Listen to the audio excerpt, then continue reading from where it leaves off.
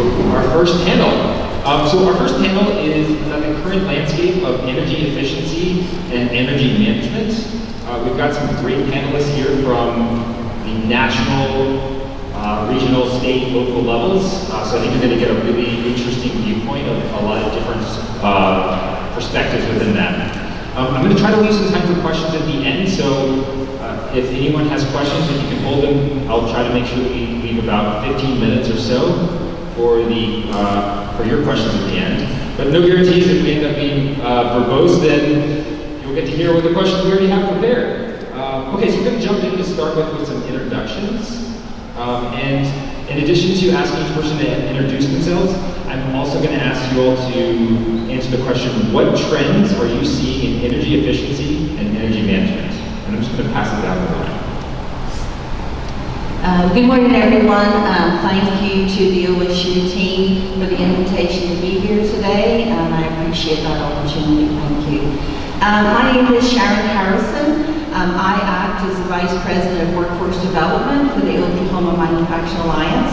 For those of you that are not familiar with the Oklahoma Manufacturing Alliance, they are part of the Manufacturing Extension Program, which is part of NIST. The OMA's role in the state is to grow jobs and to keep jobs and to support manufacturing, their growth and diversification. My role as working with workforce in the state, we've been doing this since 2018, and we really focus on creating new strategic initiatives that are industry-led, working with our core partners. Trends. Obviously, I'm coming from a workforce perspective, so I'm going to look at the trends that we're seeing.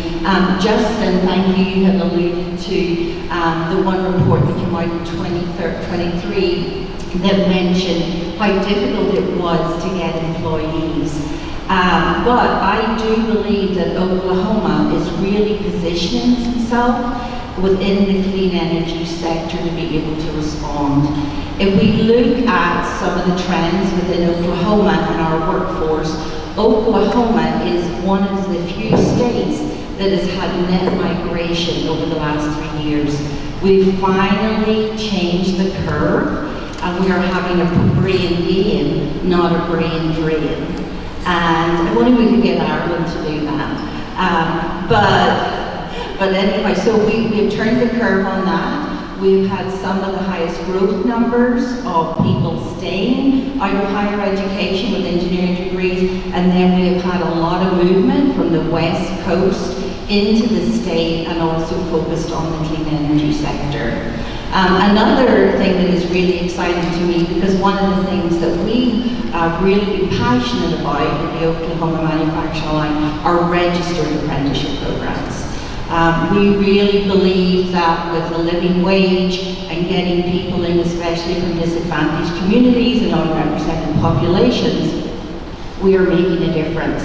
And in Oklahoma, as nationally, it's actually veterans account for the largest proportion of the workforce in the clean energy sector. That's 9%.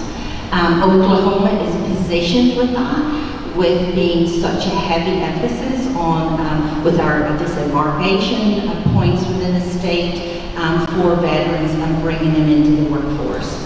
On the negative side, we need to do a better job bringing Black people into the clean energy sector. We are not doing a good enough job in that, so that's a trend that we have to change.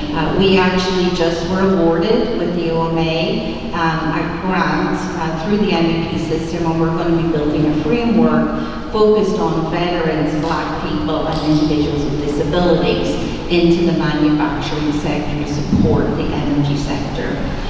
The other trend, and I'll make it my last, because I'm pretty passionate about workforce, if you haven't seen, and that is that the other trend is, and I think this is a really exciting, positive trend, and that is for the first time in, I think it's nearly a decade, that the majority of the workforce in clean energy are less than 45 years old.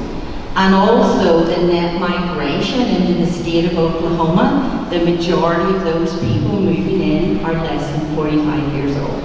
And over 50% of them are working full-time within industry and giving back within our communities. So for me, we're ready to respond. We have people coming back into the state. We're working with a lot of different programs, and we're pretty excited for the future of clean energy. Hi, good morning, everyone. My name is Andrew Peterson. I'm with the U.S. Environmental Protection Agency, actually formerly of this MVP.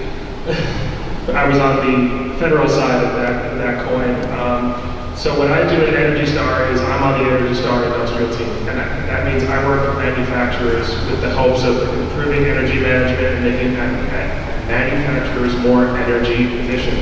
I'm an engineer by trade, so if I go full Dorktown, please rein me in. If I'm speaking what sounds like a different language, I apologize.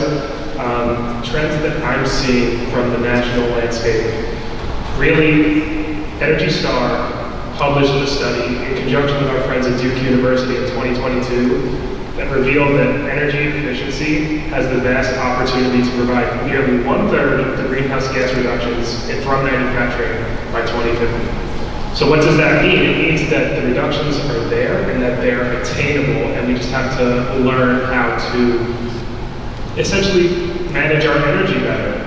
That means that energy efficiency by far is the largest opportunity that manufacturing has to reduce emissions and do it in a way that saves money for the company. And that money can be used by manufacturers to put back into the business and grow the business and get them into other markets that maybe they might not have thought of they could get to before. And it's the most cost-effective way and will help pay for other improvements. Aside from the great value that energy efficiency gives manufacturing, another trend that we are potentially seeing, and I'm not going to commit to anything here necessarily because we're still early days of it, are technologies like AI. They may provide manufacturing with additional opportunities for energy efficiency in the future, given that manufacturers do the work to ensure that adequate data is available for the technology. The decision-making that AI can give is only as good as the data that you provide it. I had a professor in college that taught me a numerical methods class. The first thing he said in that class was everything that comes out of the computer is wrong. And you have to verify that what you're putting into the computer is correct. Because if you give the computer garbage in, it'll give you garbage out. Our partners, and there's a lot of Energy Star partners, most of which are big companies you've heard of, like Boeing, Lockheed Martin, General Motors, Apple. They see that AI is very new to manufacturing, so they're understandably proceeding cautiously. So we're not sure how the technology will progress just yet, but we know that it shows promise. Thank you. Good morning, I'm Christina Wadley. I am Associate Director with the Oklahoma Center for the Advancement of Science and Technology. We are a state government agency that oversees technology-based economic development here in Oklahoma. And my role includes working with everyone up here and all of you out there as well. We have a focus on commercializing technologies and really moving innovation forward in the state across multiple sectors.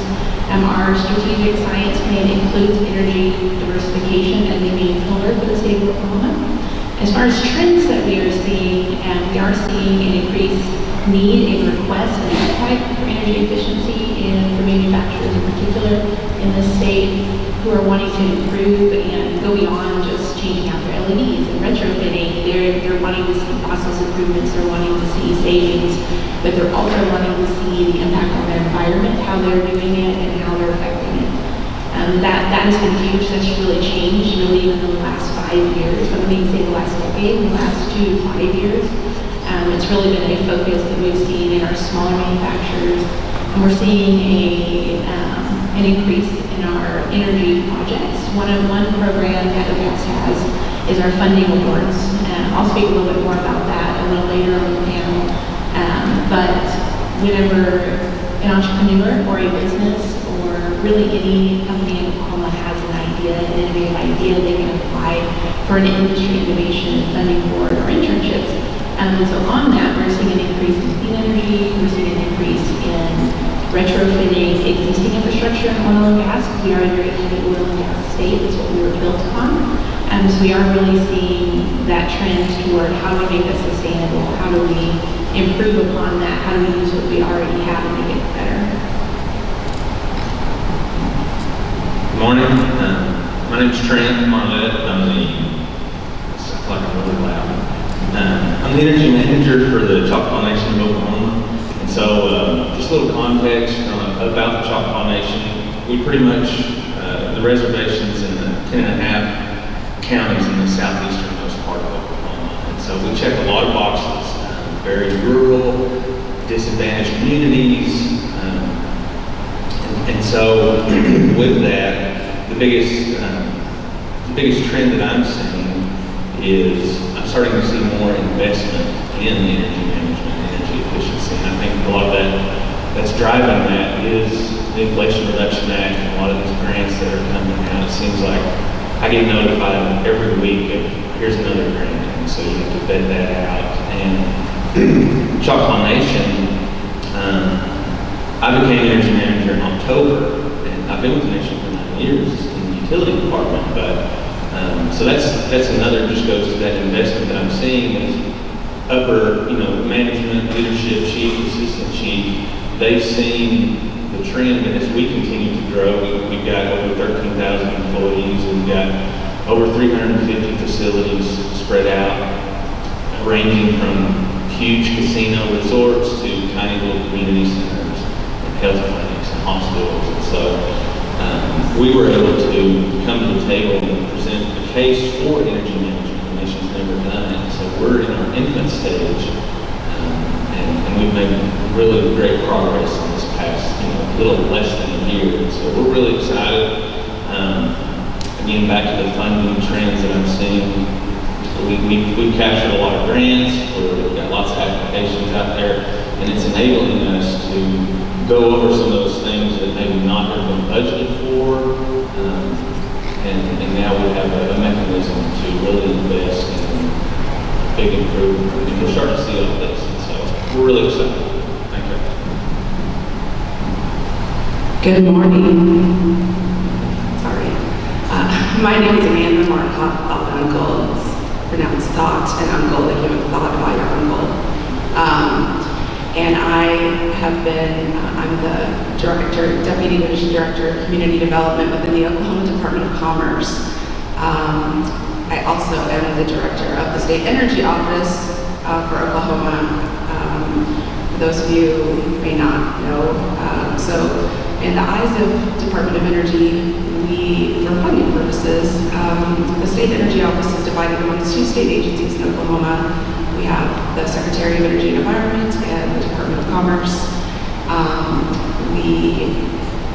We receive the federal grants, the Department of Commerce does, and we have an MOU with the Secretary of Energy and Environment, and they're the policy, we take direction from them, but then we are boots on the ground, we receive all the grants, the federal grants, and we are grant management, and that's the side that I work with. And so we work closely with the Secretary of Energy and Environment on a regular basis and his staff. So we receive, for example, all the Inflation Reduction Act grants, all the bipartisan infrastructure law grants that are coming our way. Those all come to my office, to my team to manage. So we manage everything from energy security to retrofitting both commercial and residential to the new rebate grants that are coming. I mean, we manage between $200 and $250 million in energy grants right now for the state of Oklahoma. So, and we work closely with OSU on a few energy grants, such as retrofitting in rural Oklahoma and doing some commercial energy audits in Muskogee and a few other grants. So I think I missed the first questions, but it sounded like just trends. Well, overall, I would just say that we're struggling a lot with workforce. There's a lot of efforts for workforce development, which I guess I can talk about later, and just continued, there's a lot of companies reaching out about financing for renewable types of energy and continued financing beyond. My office is looking at ways to take this increase in funding but have it continue beyond bill and IRA funding, and continued diversity in like solar, wind, and maintaining lead that Oklahoma has, for example, in being one of the top 10 states for wind.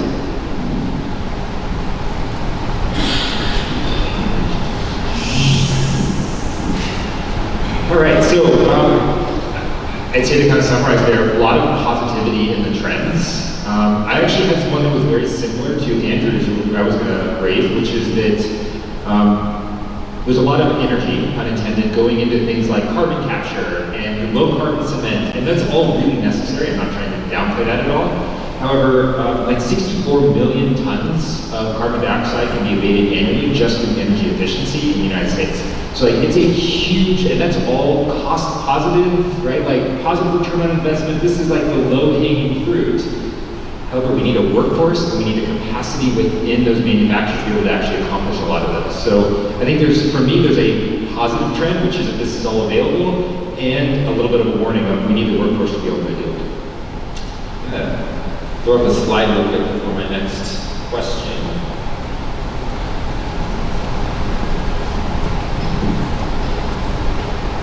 Okay, I want to move on to talking a little bit about manufacturers for a minute.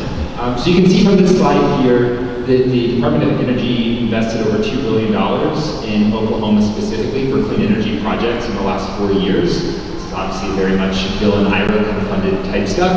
And those investments are going into batteries, EVs, solar, HVAC, and they have a very significant job impact as well. So I want to kind of set the stage with how much money is coming into the state specifically, but I mean, this is mirrored by most of the states in the United States. And to set up a question, which is, how have each of you seen this capital influx impact small and medium-sized manufacturers? So with all of this money in, like, what are the impacts that you've seen? And I want to start with Andrew, kind of for a national view here. Thanks so much, Justin. So trends that, sorry, Justin, what was the question again? How do you see this Okay. So for small and mid-sized manufacturers, a lot of what I've been seeing has come through the Inflation Reduction Act, like we've been talking about. And actually, Energy Star was funded by the Inflation Reduction Act to set up what we're calling an industrial assistance network. I know, another network. However, what we're doing with this is we're providing energy management, specifically targeted at small and medium manufacturers. Traditionally, how Energy Stars worked in the past is we worked with the big, heavy emitting industries, typically larger companies, in order to establish energy programs at those companies, and ultimately our goal at EPA is to reduce greenhouse gas emissions. But the language of business is dollars and cents, and coming with those greenhouse gas reductions is also a huge decrease in the expenditure around energy. So what we're providing through IRA, through these investments to small and mediums, is training, an 8-month energy training course. The only commitment is 1 hour of training per month, and that'll all be done virtually. And it will go through the basics of energy management. How can you take advantage of that low-hanging fruit? And also, how can you make sure that that low-hanging fruit doesn't grow back? And take a proactive approach to managing your energy and making sure that you're running as efficient an operation as you can at a small and medium manufacturer. But these principles that we're teaching don't just apply to small and mediums. These principles apply to everyone. And these are really positive ROI things, and we also provide recognition at the national level for these manufacturers that can get to the point where they are an Energy Star certified facility, or get to a point where through the Energy Star Challenge for Industry they can achieve a 10% energy intensity reduction within 5 years. And most people that do the challenge can see that 10% decrease in 2 years. So it's a very real and attainable goal. And most people can get well above that 10% if they haven't done anything.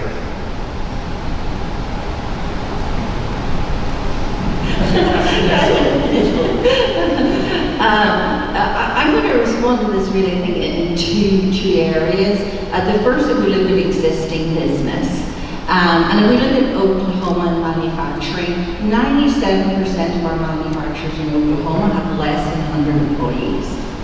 They are small manufacturers. And those over 1,000 employees represent 1%.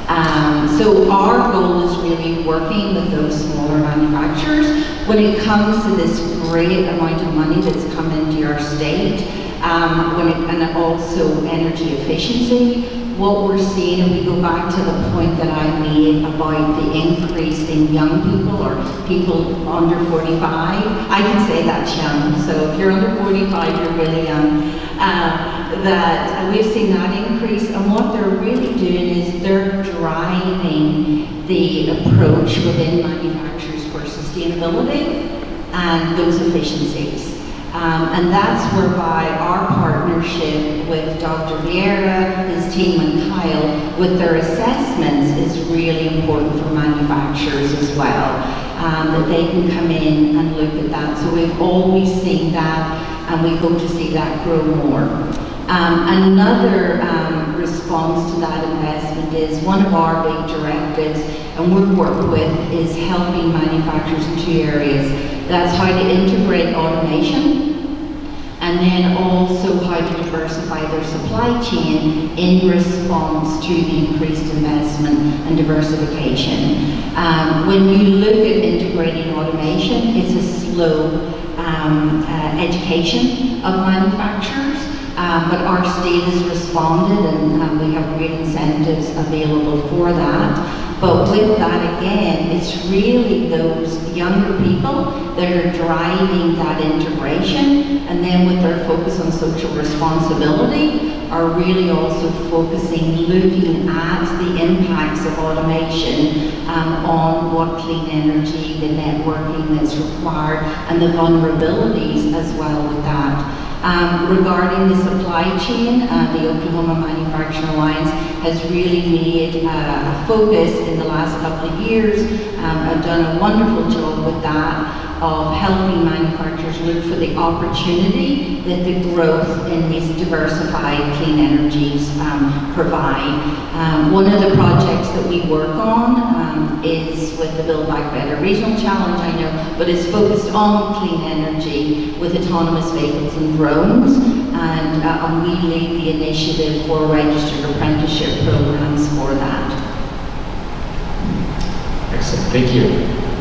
I first just want to call out the wonderful pun. The dad side of me is really appreciating the low-hanging fruit and making sure that it doesn't grow back. So Andrew, just want to give you props for that. I also want to just note here how many manufacturing technical assistance programs there are between the International Training Assessment Centers, the Industrial Assistance Network, MEPs, right? Like, I think this is helping paint a picture of how many really great programs there are out there to help manufacturers.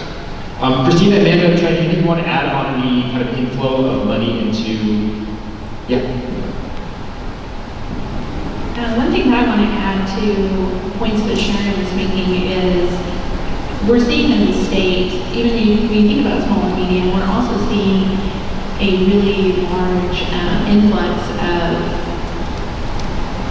notice to the state. So companies wanting to come in that are around energy. We have solar manufacturers, we have hydrogen, we have all these different fairly new to the state industries that are seeing Oklahoma as more attractive, because this capital influx has also improved our grid resiliency and just our volume of available energy for them. And so by them seeing us as attractive as a state to move here or to expand here, if we're already here, it's directly helping our small medium manufacturers. So through the supply chain, through being able to expand and having a wider customer base, it's just growing them more. And that's kind of almost an afterthought when we think about energy efficiency and energy management in the company. It's helping their bottom dollar. So it's giving them more money in their pocket, but also gaining additional profits and sales because they're able to expand. They're able to have a broader supply chain. They're able to be more of a supply chain. So, that's my 2 cents. So we get a lot of calls, say we, the State Energy Office at the Department of Commerce, about funding for small and medium-sized businesses.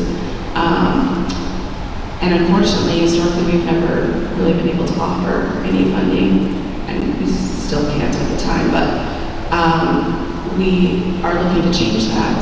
And so we're keeping a log now of all businesses that call in, DOE has recently opened up to state energy offices, becoming a state energy financing institute, is SEFI. It's a fun acronym. And so we're looking at becoming that. We also have one of the IRA bill funding, pots of funding coming is revolving loan funding, which is for the first time. We typically have only made our funds at the state energy office level available to nonprofits and private public agencies, but for the first time we want to make it available to small businesses. So we are looking at piloting some small business loans for like retrofitting or some sort of, or automation or something like that. So we are looking at, for the first time, having those options. So that'll be new.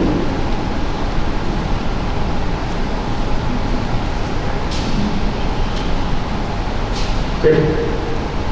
I just want to highlight there, kind of starting to get a picture of what it's like for manufacturers, right? Needing capital, needing to frame this in terms of what bottom line, which is great because this actually does impact the bottom line in a positive way. However, and Trent, I was going to bring something you and I were talking about a little bit earlier, is that you're starting with your energy program in behavioral change that doesn't require any upfront investment.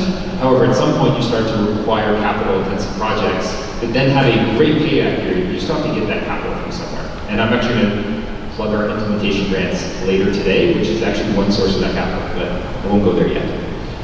Okay, I want to switch gears and start talking about workforce, which is the topic of the conference here. So my next question is, what opportunities and challenges are you finding for workforce and employment in energy efficiency and energy management? Trent, I want to start at the local level on this one. So what do you think? So, I guess in our neck of the woods, for lack of a better word, is the biggest opportunity that I'm seeing is, like Andrew alluded to earlier, was these more AI-driven opportunities. And so, it's all Greek to me. I've tried to utilize it. I've got a lot to learn, but I think it's creating a big opportunity in our younger. I'm not old, you know, on her standards, and I appreciate that. But so what I see is just this unique opportunity for a younger worker to utilize their technology background. And from an early stage, this younger group is they're raised around technology. You plug in AI and some of its new frontier, I think it's opening up all kinds of doors for people that may not have a background in energy, don't know a kilowatt hour from KW, but they know AI and they know how to work it. So if you augment that with someone who hasn't been in the industry for a while, it's a great team to piggyback off of that new knowledge and getting this AI and some of these more technological advancements to really work for you. I mean, some of the data that I've seen come out of it, it's really impressive and it's really granular and it's instantly. And so hours and hours of pencil and paper and research and it's just everything's happening so fast, and I think it takes a younger workforce to really tap into that and utilize it. So I'm excited. We've got a lot of, we partner with technology centers, Comanche technology centers. There's several in the reservation, and so we've got big plans to start tapping into that and presenting community outreach, kind of trying to get that interest in energy. And so I think it's positive.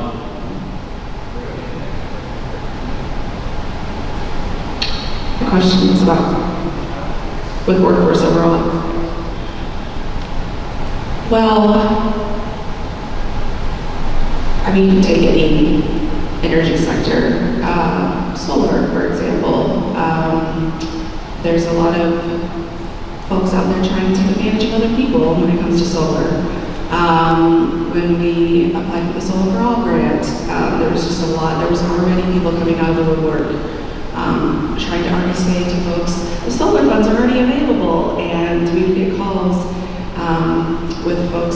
knocking on our residents' doors and saying, we're already eligible to provide these funds to you, and we're already trained, and like that was like a huge topic of conversation already, is how do we prove to folks and that how do we know that the folks that provide these services will be trained and trusted, you know, so workforce immediately became a number one question. When we talk about, right now we have a huge, with $140 million in rebate programs that are coming to Oklahoma very soon. We have that question of workforce. Our plumbers, HVAC, and electricians, we don't have enough of them in Oklahoma, first of all, and they don't have to have any training in building science in order to receive their license. Many of them may seek that out as part of continuing education, but they don't have to, they're not required to. And it feels like if we're going to be going into client homes and doing residential retrofitting work, we should have some sort of knowledge of building science when it's required to know how to size an HVAC unit and understand why we're doing that and running a manual J. So we have a lot of struggles with that. My team also manages as right now it's quite a bit of money, but it's over $50 million in Weatherization Assistance Program funding. And so we do have those struggles with contractors in Oklahoma right now. And so we are starting a job training program, and we're starting some recruiting, and we're working on trying to solve, working with OSU actually to solve part of that, developing some curriculum and trying to just resolve that problem hopefully.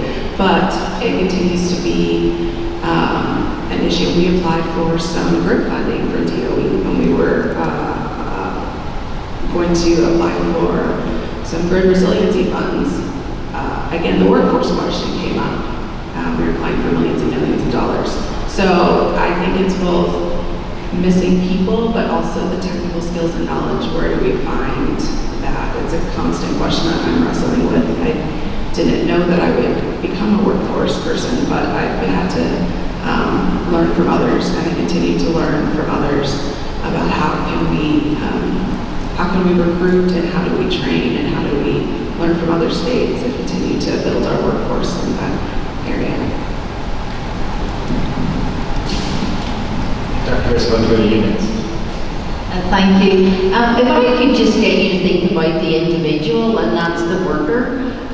We tend to sometimes think about the employer, what they need, and we all know they have opportunities and challenges that occur today. But that worker, if we imagine again, is under 45, and I'm not that far off 45, but if we think of that worker, think of the challenges that they have, and those are things that we're working and educating others to address, and as we work with our manufacturers.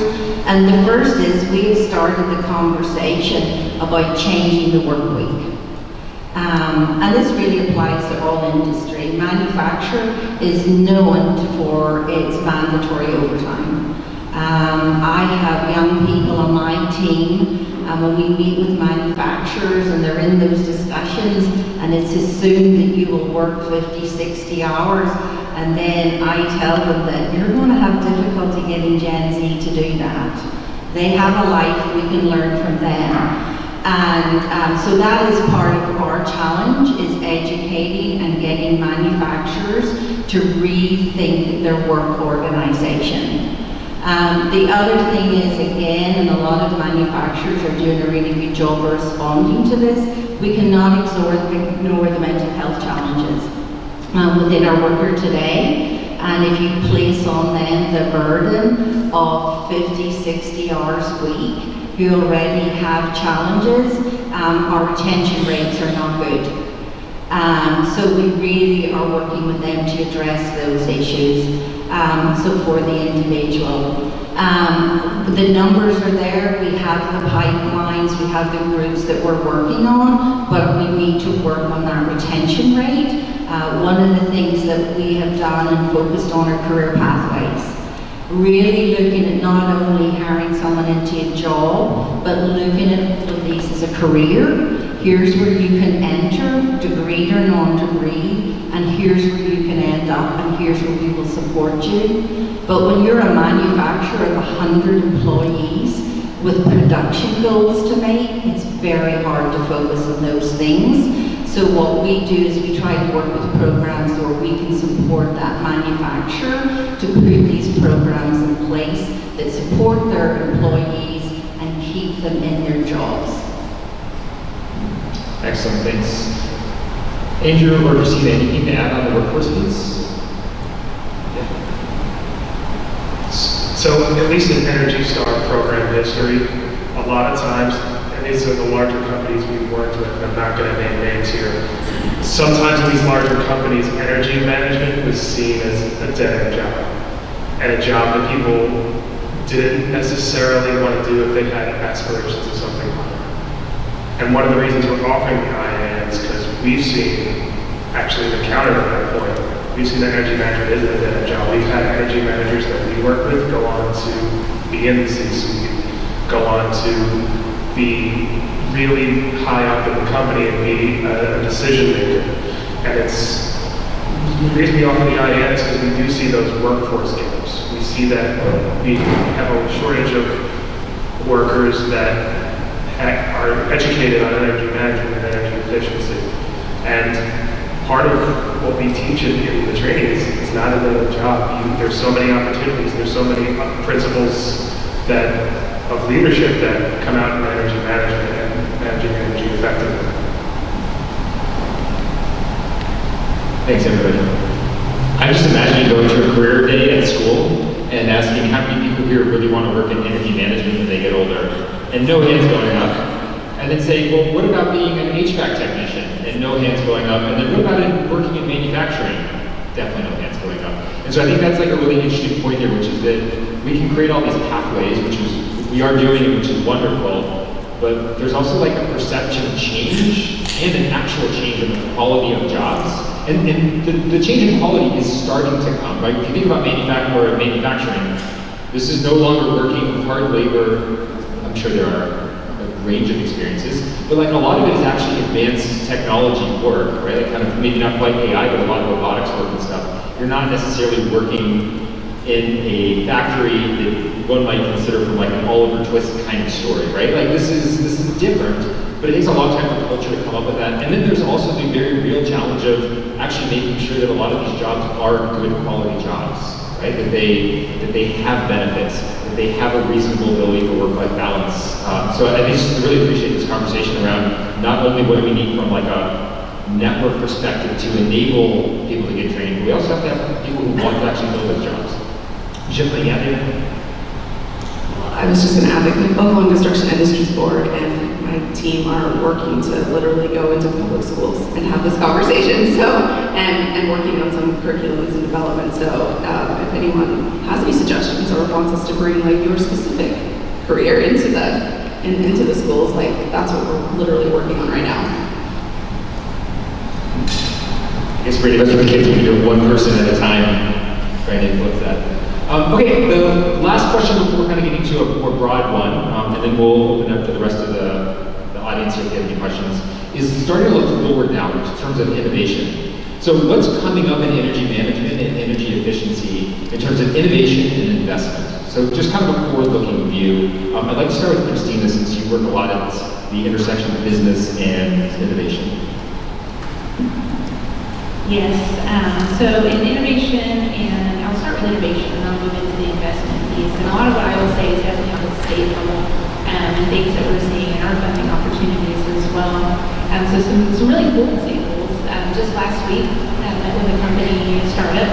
So they are using AI for HVAC sensors, but feeding into a whole entire system, thinking ERP, but for HVAC and preventative maintenance. And they're using that machine learning piece to look at those algorithms in the background instead of what would have taken companies or an individual. Either they may not know it, and it's going to take so much longer to do. AI is filling that gap. It's not replacing it. It's still very human-driven.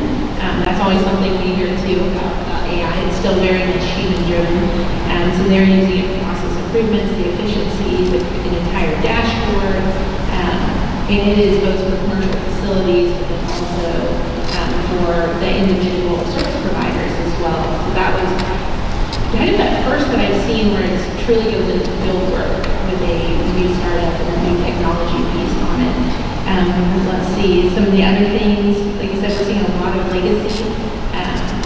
work with old infrastructure and current infrastructure. We're seeing a lot of geothermal, a lot of solar, a lot of hydrogen, a lot of wind, and all around the conversation in all of those sectors of energy. Is it green? Is it clean? Is it sustainable? And so we're seeing a lot of projects come through for that, and a lot of interest in this region because we are so heavy. We have such a strong infrastructure in it. Let's see. Like I mentioned, we have our focuses with OCAST with energy diversification. So broadly across that, so going into the investment piece on it, we have a large network of partners that we work with that do incredible work here in the state. Home Manufacturing Alliance is one of them with the Industrial Extension Service. And then we have OSG's New Product Development Center that is honoring beginner's assistance market research. So like I said, OCAST focuses on that commercialization of this technology. So as these ideas are being studied, as they're being proven, how do you get it into industry's hands? So our main focus on the investment is there for that. Our commercialization support that includes OSU and GPC, works hand in hand with Dr. Bora's program in the Industrial Assessment Center, moving from one piece to the next. Our Plumbing Commercialization Network. All of these are growing and we're increasing our support and reach for each of these programs. We mentioned APBC several times on the market research prototype. So as you're a student or a research fellow or a professor in higher ed and you're working on these technologies and you're seeing them in facilities and you're bringing it back and how do you fix this, just know there is a pathway through that has increased investment, increased interest towards getting it commercialized. We're also seeing a great response and need in our SBIR and SPTR, so Small Business Innovation Research and Small Business Technology Transfer Funding Labs, another partnership OCAST has with OU and OK Catalyst. So the Department of Energy funding lab on that is always very well received. And also, it's on par with DOE in the state as far as need and interest and attendance in those. So that is a really fun statistic to watch and see how that changes and brings back the ideas and that funding. Anything that we can do to bring more funding into the state of Oklahoma across these sectors is a win. We also, I know it's not energy efficiency specific, it's actually agnostic in this regard, as we have our U.S. Treasury funds through the State Small Business Credit Initiative that can be used for really multiple business purposes. So if you have a company or you are a company and you fall under the small business, those loan funds and then capital access as well are also available. Like I said, as we're shifting our focus around from oil and gas to how do we make that clean, how do we improve upon it, then these are just some of the programs that are going in the state.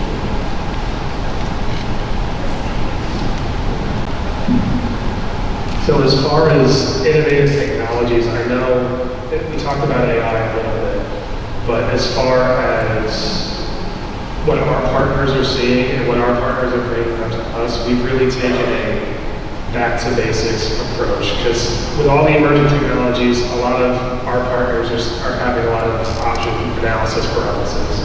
There's so many options that they're being bombarded with as far as technologies to help improve what they do, that they're just not, they don't know what to do, so they're just free. So Energy Star developed a bunch of industrial guidelines for energy management, and we've really taken that back to basics approach of like, hey, these guidelines still apply. They're still as relevant as the day they were written. They're still going to help you, by you I mean manufacturers, save energy, reduce your carbon footprint, etc. And those guidelines, if you want to take it to the next level, those guidelines are part of the basis for ISO 50001. So if you want to go get your ISO 50001, that's very doable. The starting point, at least from our perspective, is those Energy Star energy management guidelines for industrial plants. And we also have a series of matrices for companies that are maybe first starting out on an energy journey to assess, okay, where am I in relation to other people? Where am I in relation to my peers?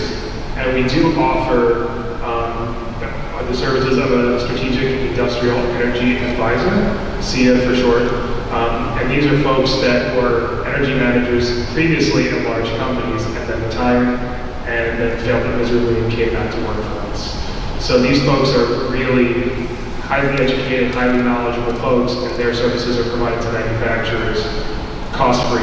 It's not necessarily 100% free because taxpayer dollars do pay for their time, but these folks were energy managers, for example, for Toyota, and we just had one come on who was the energy manager for Georgia Pacific. So large companies and these folks have lots and lots of experience that can help manufacturers really get back to basics and just use what works in an augmented way.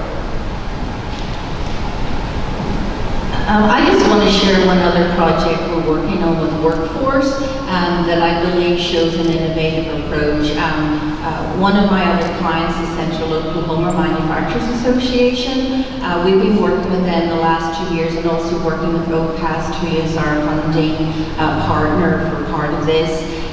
Building out a manufacturing skills academy. It's really focused on 18 through 24-year-olds from Oklahoma City, South Oklahoma City, and communities having the greatest impact from COVID. With that, we're working on a partnership with Oklahoma City Public Schools, bringing cohorts straight out of high school into our program that is 3 phases. The first phase is really focused on employment readiness standards and skills. Actually, believe it or not, after high school, there are no set standards for employment readiness within the U.S. And so we've had a team working on this for 2 years, and we built out those standards because most manufacturers we work tell us we just want people with employment readiness skills. We can teach them the technical. So heavy emphasis on employment readiness, then filtering into a manufacturing training facility, which is our phase 2. And then in the third phase, we're actually going to have a full production manufacturing facility where they will be manufacturing components for manufacturers in Oklahoma before they then are placed in registered apprenticeship programs. They are paid in the program because, again, if we look at these populations, very often that 18-year-old is bringing money to the table for that family to have food on the table or money to the house. So anyhow, that's really a focus. We're excited about that. There's many stakeholders, and that's one thing that we do see in all of our partnerships. When it comes to workforce, we have a fragmented approach. We are trying to be more targeted. So a lot of our focus is bringing the stakeholders together and all working together. Thank you. Trent or Amanda, anything to add in terms of innovation, what's coming up? Yeah, so I'll just talk briefly on some of the things that we're looking forward to.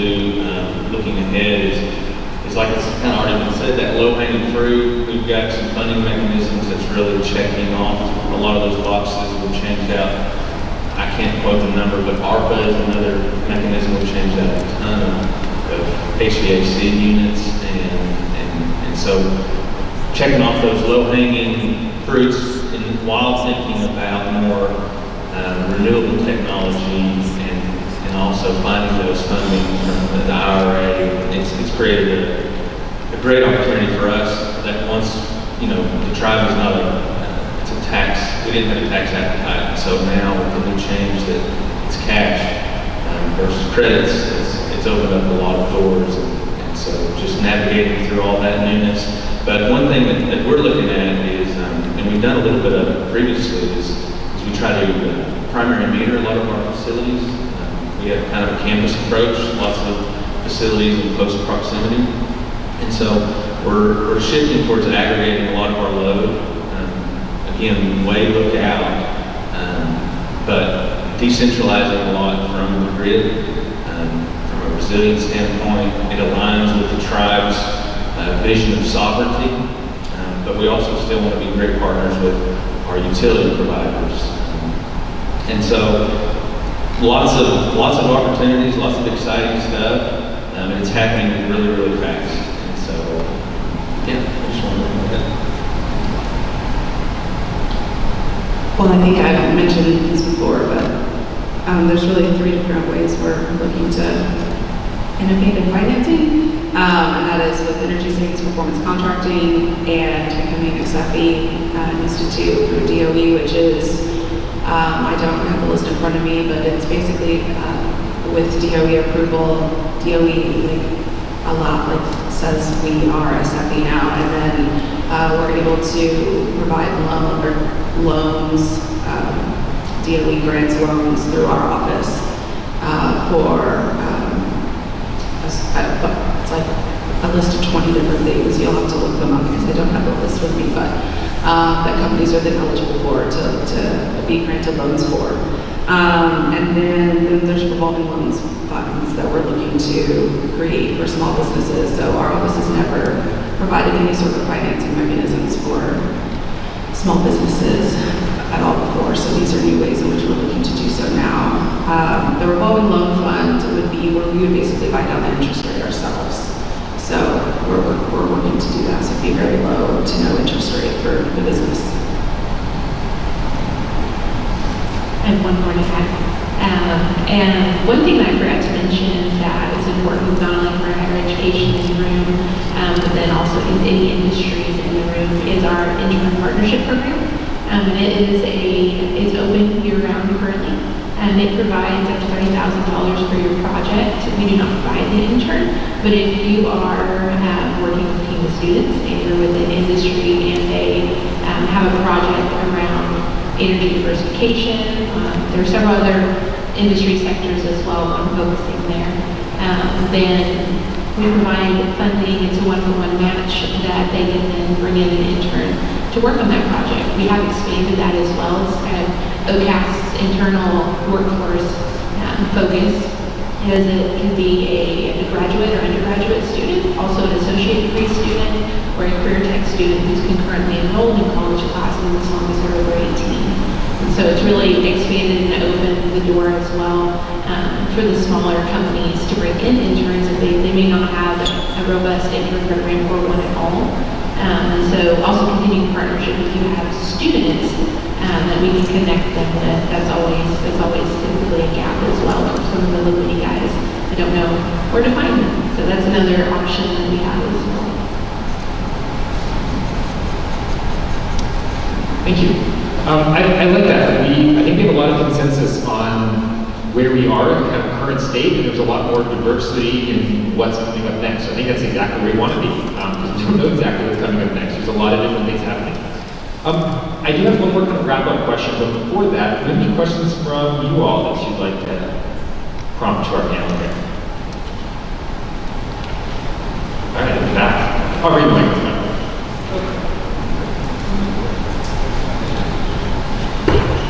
Your apprenticeship program coming out of high school to go into manufacturing. I think that's a really fabulous program and a great idea. One of the things that I'm seeing, I've got young grandkids in grade school and high school, and I see a total lack of STEM training that will actually get them to the opportunities that we all have here. I mean, you're right here in this room, we have the cream of the crop.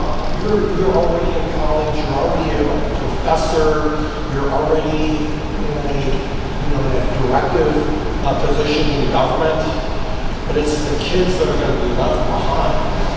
And I don't know, maybe you guys need to find commercials on video games, okay, that when they watch the commercial and they get a little training, then they get 5 more minutes of free video games or something like that, because I teach a broad range of students in my lubrication programs, from professors to lubrication technicians with a high school education, and some of them don't even speak English. Okay, but I can make them a more valuable person. But we really need to focus that even in kindergarten, okay, we need to start focusing at those levels, because that's Generation Alpha.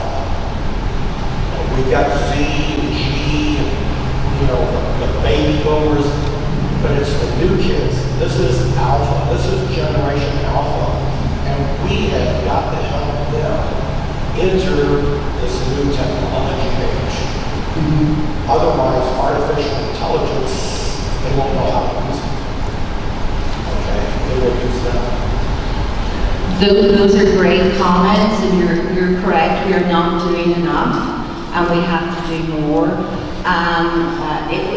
We had a comment earlier about digital skills, which is related as well to STEM. I've noticed, even the people I hire, they know how to surf the internet and work social media, but they do not have business digital skills.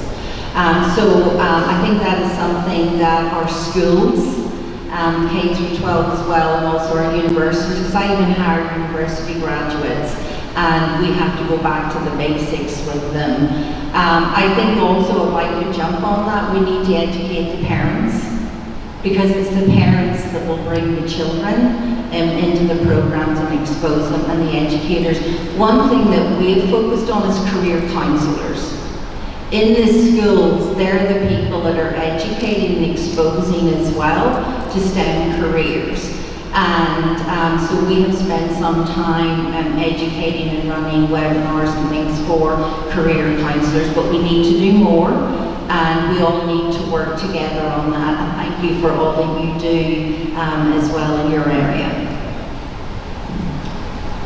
Thanks. Anyone else have thoughts or responses? I'll just add from the Industrial Training Assessment Centers, our expansion centers are starting to get into some of them in high schools, right? Not into kindergarten. But I think we're starting to move earlier because we recognize the exact same thing, which is that we need these fundamental skills. And I also think, going back to the earlier point of workforce, it doesn't have to be a dreaded career of oh man, I don't want to work. These are actually really exciting jobs that are interesting. So I think it just takes some time to kind of communicate that. Any other? Thank you. This has been a great session, a lot of great information. My name is Adil, and I'm the President and CEO of Transpower Company. And I'm focused a lot on education, and to his point and everything else that you're doing, it is important to catch them young. Even though I know when I hear the word young and old, you're not referring to me. Because for me, old is something in the heart, right? It's not about aging. Everybody ages, but I need to be that clear here. So we need to do something for guys like me to learn and to keep up, because I don't have retirement in my plans. So that's a question for you to consider. There's a lot of us here that have a lot of gray hair, but we don't want to retire. We want to keep sharing the knowledge and experience we have gained and not take it with us because it's not going anywhere if I go to the grave with all of it. That's one point. The second point is, he mentioned about training. I do work with K through 8, and we are producing 8th graders that can go straight to college anywhere.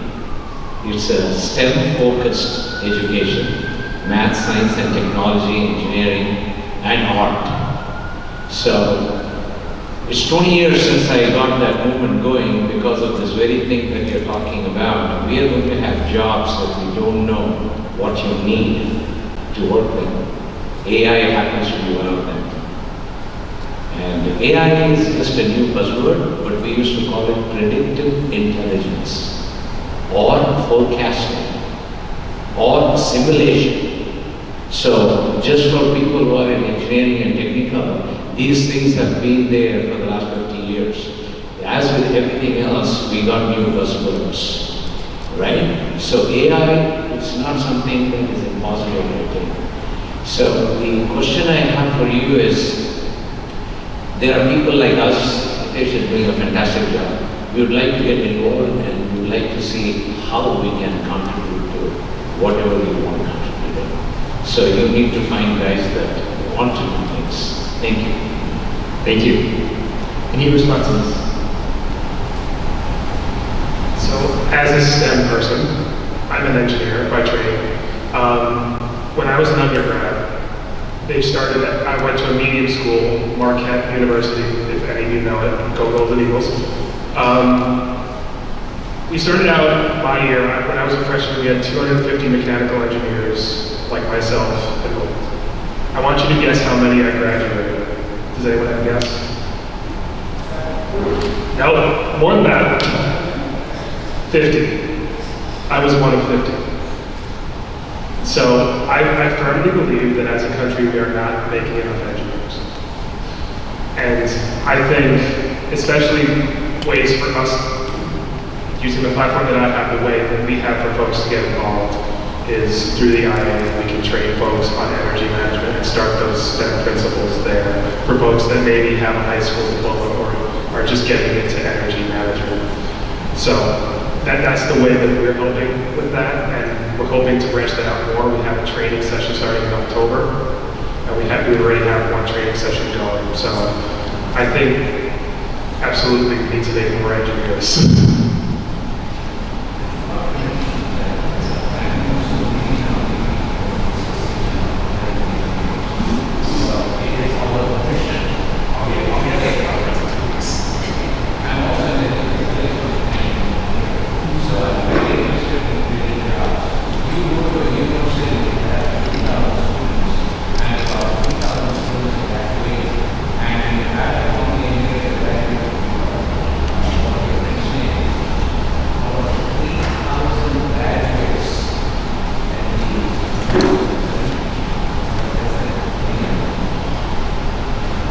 I just want to add one thing, which is that I'm also an engineer, hence the Star Trek socks. For anyone, red engineers for Star Trek.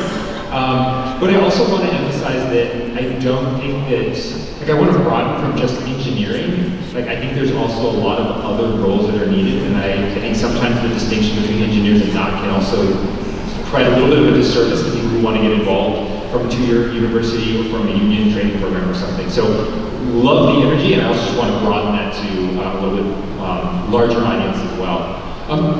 We need to end here probably in like 2 minutes, but I want to see, does anyone have any closing thoughts or calls to action that they want to end on? Just wanted to have a plug for Dr. Hitesh and his Great Plains Center of Excellence, and I encourage all of you to utilize that if you meet the criteria. Choctaw Nation, we were able to work with Dr. Hitesh and his group at the IAC at OSU. They performed a very thorough audit for one of our health clinics in Podo, Oklahoma, very rural, and with the information captured from his team in that audit and that report, we were able to put together a grant and have all of the cost analysis and opportunities ready to go when that grant hit, and we actually were awarded a $5 million grant to make some very significant improvements for that, not only that health clinic, but that entire campus. And so there's lots of resources out there. This Great Plains Center of Excellence is a really a great opportunity, so I just wanted to plug that and utilize it.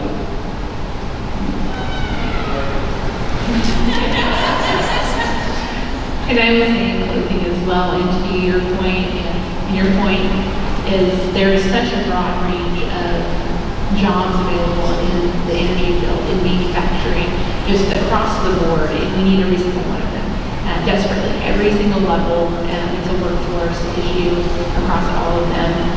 And when you're thinking about interns, I'll go back to the intern piece, they don't have to be engineers. They have to be in a STEM field. They know that's why we broadened it to include that career tech as well, because for your projects, you may need something, or you may have someone already in your workforce that you are training up, that you want to pivot into a different role and teach. And so keep that in mind in your interns, however they're structured, whether there's a large program or not. These are opportunities. For next one closes October 31st, so that'll be my final plug. My final point is to the students in the room that research shows that 65% of future jobs for your age group have not been created yet. So what that means is you always have to be ready for change and be a lifelong learner. It's great to see that we have those lifelong learners in this room. So that is really important to stay ahead of the curve and to make yourself marketable, is to have that initiative and that drive to learn and to adapt. Thank you so much again for being here today. Thanks. Andrew or Minnie, if you want to just on the IAM, it is a new program. It's something we started in January of this year. If you are curious about IAM, or if you have manufacturers you work with or suppliers that you work with that want to start managing their energy, I have information in my little booth over there. We have a full curriculum for you guys. We also provide recognition opportunities for manufacturers. It's always nice when someone gets a letter from EPA in the mail. It's not a citation or a fine. We find that that's a really pleasant surprise. By the way, I'm not on the regulatory side, so nothing I do is regulatory. Thank you.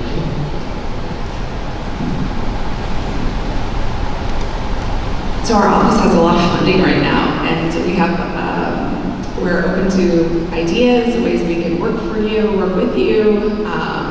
We are also, there's other things I didn't talk about, like we're looking at creating some register programs, other workforce job training programs. So if there's anything you can think of or any ideas you have on how we can work with you, please contact our office.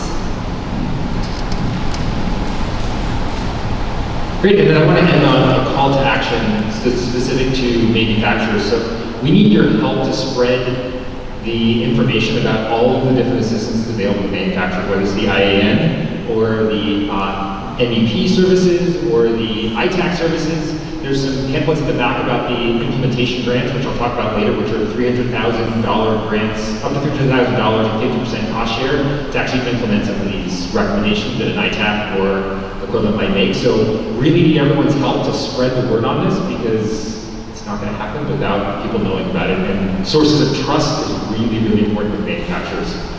With that, I want to thank our panel for sharing all of your experiences today, and thank you, Hitesh, for inviting us on.